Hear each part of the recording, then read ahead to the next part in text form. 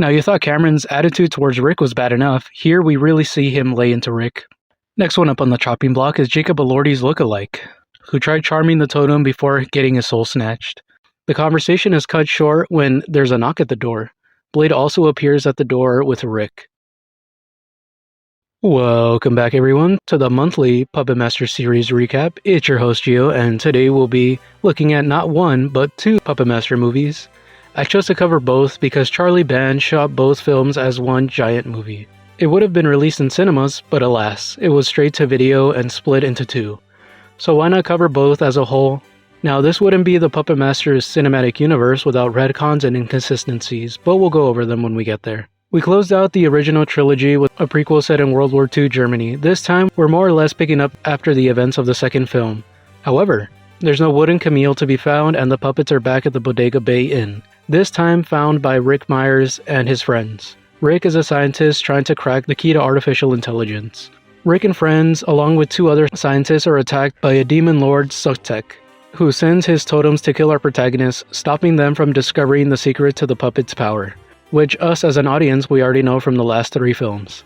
Let's just consider this one a soft reboot of the franchise. Alright, enough of the intro, let's get into what could have been Puppet Master, the movie. The puppets are back, only this time they're on our side. Their mission, to stop an evil force beyond imagination. Roll it, Luke. The movie begins with the title screen and credits before introducing us to the antagonist of this film and Part 5, Sutek and his minions. First off, look at the set design, it looks like something out of Berserk. I also like how it's been established that the technique to reanimate the puppets is Egyptian. Yet, from this set, I'm not really picking up Egyptian vibes. Maybe I'm just racist for assuming that. Anywho, Sutek readies his minions to put a stop to the human scientists who are studying artificial intelligence. In fear, they may decipher the secret of the Puppet Master. Jump ahead where said scientists Dr. Piper and Dr. Baker are working on perfecting AI, when the security guard brings in a mysterious package with one of Sutek's totems. Well, we all know where this is headed. Fine as Dr. Piper is killed and stripped of her soul. We get introduced to our protagonist, Rick Myers, as he works on integrating the AI system into mechanical robots. Not gonna lie, this shit looks a little fun. Hey, look, it's Blade just chilling in the background. After playtime, we meet Dr. Baker, the other doctor in the AI program. He receives a call similar to Dr. Piper. A strange package has arrived. This. Another totem has appeared. Curious, Dr. Baker contacts Rick. Rick has no idea what the doctor is talking about. No matter, Dr. Baker questions Rick about his progress with the robots. Rick tells him that he's so close to a breakthrough.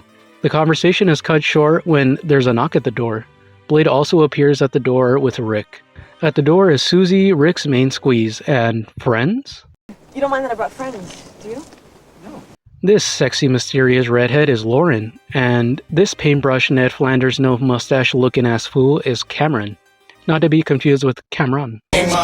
Let's slide. Alright. There I was in my senior year.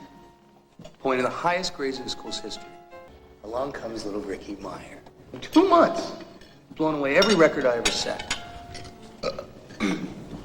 Oh, so he's got baby dick, an inferiority complex.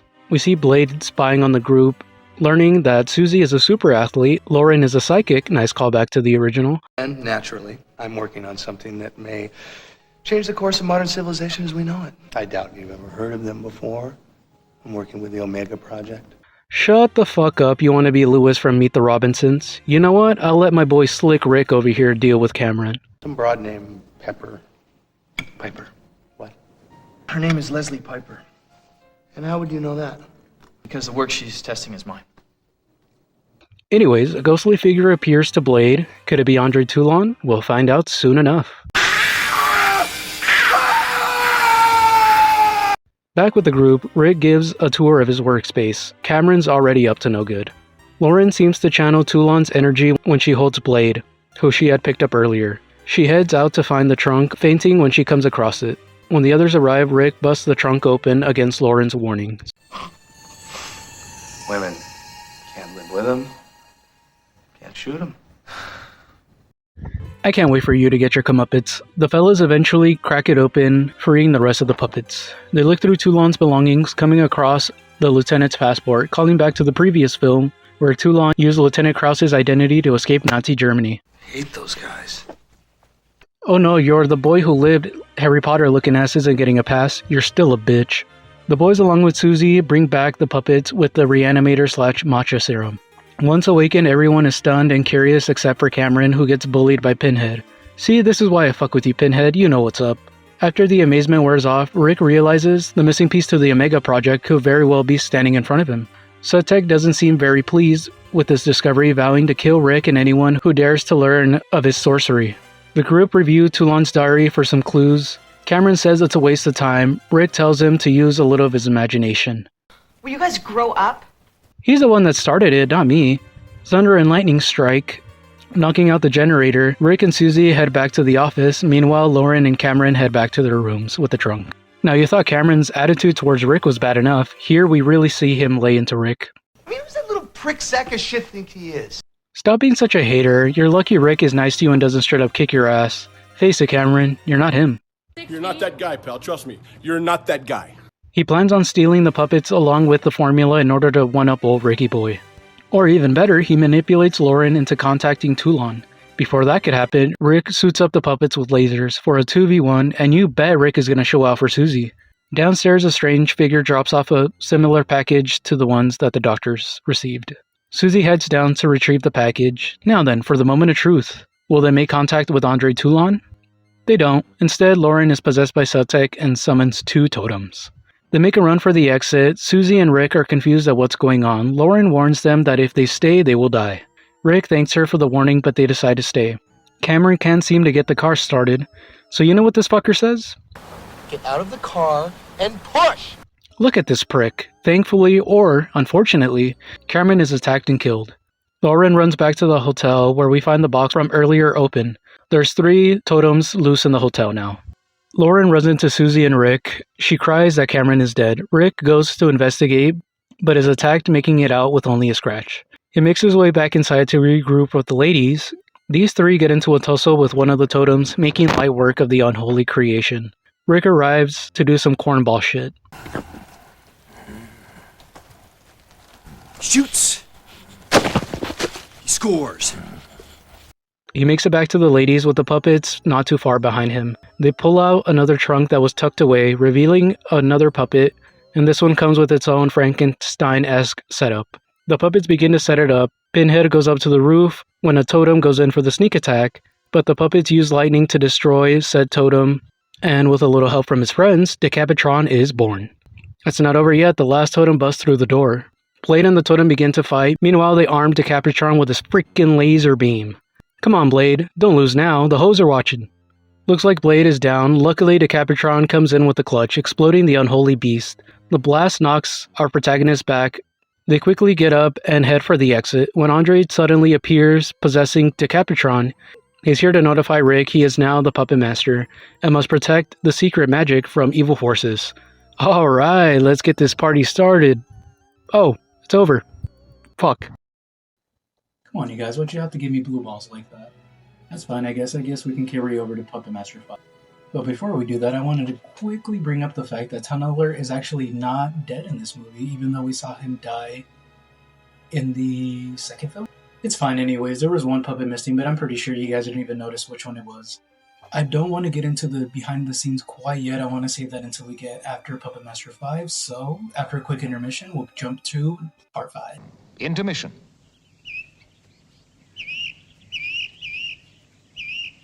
End of intermission. Part 2. After the opening credits and title screen, the movie begins at a police station. Our boy Rick is in an orange jumpsuit getting interrogated for the murders of Dr. Leslie Piper and Dr. Carlton Baker. Look at Rick, he's so flabbergasted at these allegations. Wait, why are you wearing a jumpsuit in the first place? Assuming that you got arrested, not that long ago, you wouldn't even need to be in that. Basically, what's going on is Rick is being convicted of the murders, because they have footage of the night Dr. Leslie Piper was killed.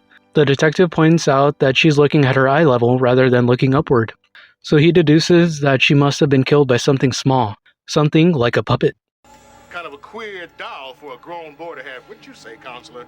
Hey. Who are you to judge with your 1980s gay man mustache? Anyways, he reads Rick his Miranda rights before cutting to a 5-minute recap of the previous film. Back at the police station, they store Blade in the evidence locker. That doesn't hold him for very long though. Rick calls his shotty up, relaying the good news. Omega bailed him out. While he waits for Susie to arrive, he gets to talking with Dr. Jennings, the new director of the Omega Project. He's also Rick's temporary supervisor. He's here to listen to Rick's story about what exactly happened at the Bodega Bay Inn. Dr. Jennings is skeptical about what transpired, but he believes Rick is innocent. A police officer comes in to notify Rick a female is here for him. So after reuniting and having some fun, Sutek returns to destroy those who try to learn of his magic. And he's brought another totem with him. This one's different. This one's in a sarcophagus. Back in the upper world, Dr. Jennings talks to Pentagon associates about funding the Omega Project. The Men in Black persuade Dr. Jennings to present them a prototype so they may donate to the Omega Project, and maybe Dr. Jennings as well. Rick has a weird vision about Lauren or Susie? He awakens startled by Blade. He plans to head back to the Bodega Bay Inn and gather the rest of the puppets. Speaking of Lauren, she's in a coma at the hospital. She seems to be doing better though. At the hotel, Jennings meets up with his goons. Look at these guys popping out like a 90s hip-hop group. Look at these dudes. You got Walmart Gunnar Hansen, generic Chappelle Show extra, and is that Calvin? Actually, he looks more like Jacob Elordi. So the village people break into the hotel in search of the puppets, splitting up to cover more ground. At the same time, Sutek is ready to launch his new totem, infusing it with his own power.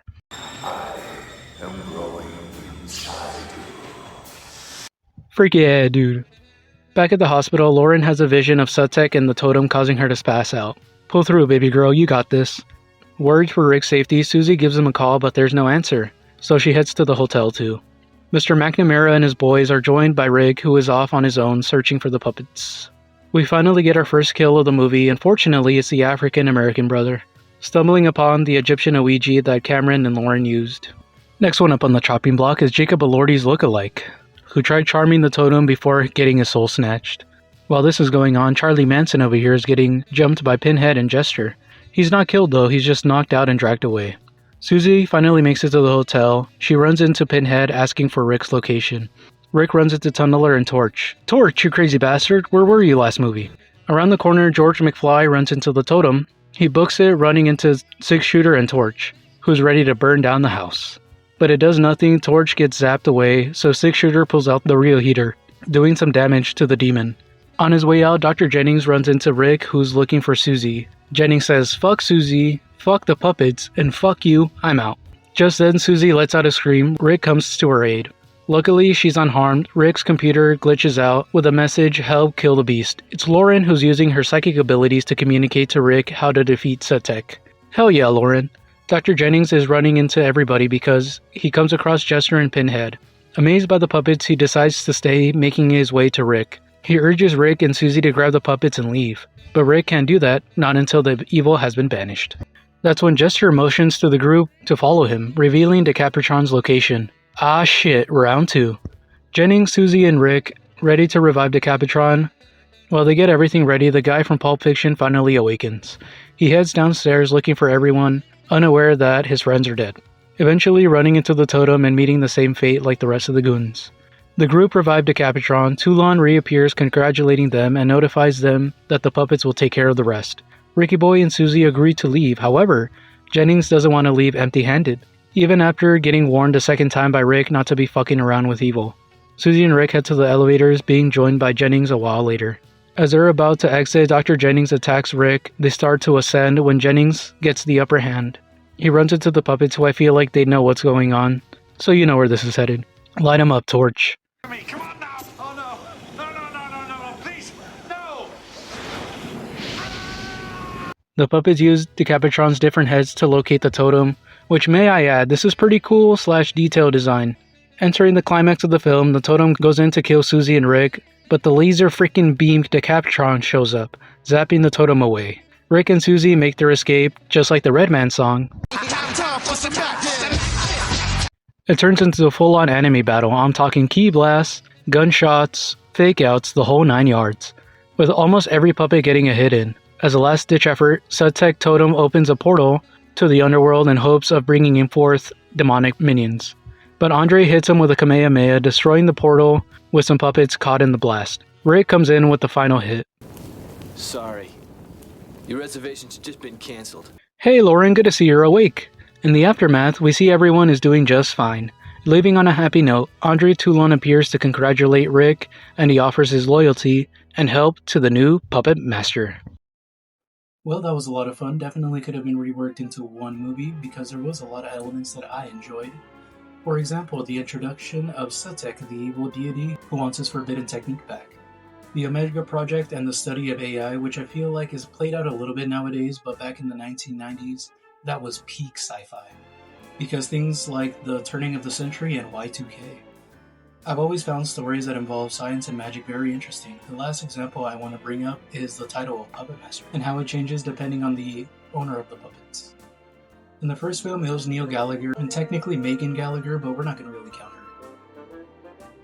In the second film, we got Evil Andre Toulon. After Evil Andre, we get Wooden Camille, and then in the third film, we get Good Andre against the Nazis. So now we're up to 4, including Rick.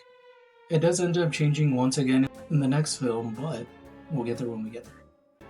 Although it was good having just one puppet master that wasn't, corrupted by his greed. Before we get right into the behind the scenes, I'd like to quickly bring up the film was actually meant to be a crossover with another Full Moon feature franchise, which would have been the Demonic Toys. But it was changed at the last second. Instead, the Demonic Toys crossed over with Dollman. We do end up getting a crossover with Demonic Toys and the Puppet Master, but that's a couple of movies later on. Now then, for the behind the scenes, the movie was shot on a tight schedule in Culver City and Pasadena in 1993. With the film with little pre-production, something bad was bound to happen. While he does appear in the movie poster, Torch was actually excluded from the fourth film due to him being high cost and there not being a fire marshal on set. Speaking of being unavailable, Guy Ralph, who played Andre Toulon, refused to leave his hotel and go mingle with the rest of the cast. So much so, Charlie Benn had to slide money under his hotel door in order to pay it. The last thing I'd like to bring up is the fact that this is the last time David Adelman Productions actually does the puppeteer work for the entire franchise. I don't quite know the reason, maybe because of financial differences, or maybe just moving on to a different project. To me, it doesn't make that big of a difference, but for some other people, it's kind of 50-50. Although the puppeteer work isn't always my favorite, what are my favorite and least favorite parts of the movie? My favorite part of the movie has to be the decision to make the puppets the good guys. It does unfortunately mean that the guts and gore is toned a little bit back. So much so to the point we might have had a PG-13 movie. But I understand what they're trying to do. They're trying to appeal to a younger audience, you know what I mean? Capitalism, make that money back. My least favorite part has to be splitting them into 2 films. And by extension, not releasing it in theaters. Let's start with the straight-to-video release. Charles Band made the decision because realistically, it wouldn't have done good in theaters. Even though I wasn't around during the making of the movie, it would have been nice to have a Puppet Master movie released in theaters. After all, the 5th installment is called The Final Chapter, although I'm talking more in a financial sense rather than like a storytelling sense. And as for splitting it into 2 movies, there are elements in both movies that could have been reworked into one cohesive movie. But they unfortunately didn't have enough time to work on the script, which, unfortunate. All I'm gonna say is, if Quentin Tarantino can release Kill Bill 1 and 2 as the Bloody Affair, we can get a Puppet Master the movie remake. I'll even help you guys out. Alright, so, we're gonna keep the Sutekh prologue introducing Toulon's spirit reawakening blade, and we're gonna keep it more or less the same from Dr. Leslie Piper's death all the way up to the company and Susie's introduction. Once Dr. Baker is killed, introduce Dr. Jennings and the Pentagon. They're going to spy on Rick and the group. Everything more or less stays the same up until they find Andre Toulon's trunk. Once they get it open, Dr. Jennings and the goons arrive, watching over Rick and company like a hawk. A key moment we'll have in the movie is Dr. Jennings trying to recruit Cameron into his lone little gang of goons, because let's be honest, Cameron's a bit of a bitch, and we all know that he was going to turn his back on Rick regardless, so we'll keep that. I do want to point out that though technically the 4th film does have 4 totems, I want to bring it down to 3. So the one that Sutekh uses as a sarcophagus, the one in the sarcophagus, we'll make that one, and the one that comes in the package later on in the movie the same one. Him and Lauren summon the totems. Jennings and the boys go to investigate. One of them is seriously injured. Cameron and Lauren want to leave at the same time. Cameron also ends up getting killed, but the group take out one of the totems. Lauren falls into the coma. Dr. Jennings doesn't want anyone to leave until they get what they came for. In the ensuing arguments, the critically injured person is killed. Meanwhile, the puppets fight off and kill the second totem. Susie wants to leave to get Lauren to help, but Rick knows he can't do that, not until the totems are defeated. The 2 goons with Jennings also want to leave, but they can't, not until they get what they fucking want. They search the hotel once again. One of them comes across a package with a third totem. He opens it and is killed. Reaching the climax of the movie, Toulon uses Lauren to communicate to the group about the Decapitron. While Susie and Rick set up the Decapitron, Jennings and the goons go to investigate their buddy when the last goon is killed. Jennings runs into Susie and Rick. From here on out, we'll combine both of the movies. Jennings wants to leave, but after seeing the wonder of Decapitron, now he doesn't want to leave empty-handed. So we'll have Rick and Jennings having a back and forth when the last totem arrives.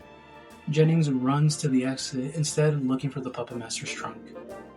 While Rick and Susie and the Decapitron deal with the last totem, the rest of the puppets deal with Dr. Jennings. The totem, aka Sutek, is finally defeated. Finally, we end on an epilogue. Lauren is in the hospital recovering.